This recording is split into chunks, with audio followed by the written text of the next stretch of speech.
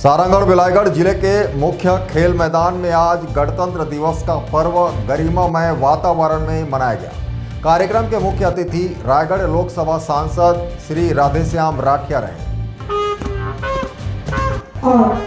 आप मंगला गणतंत्र दिवस की बड़ा बधाई और शुभकामना।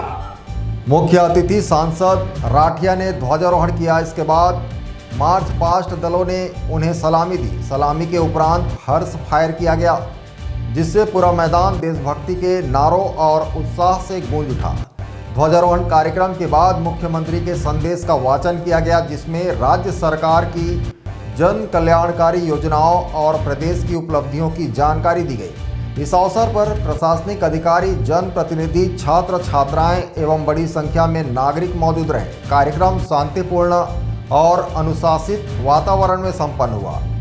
Bureau report, ACN 24।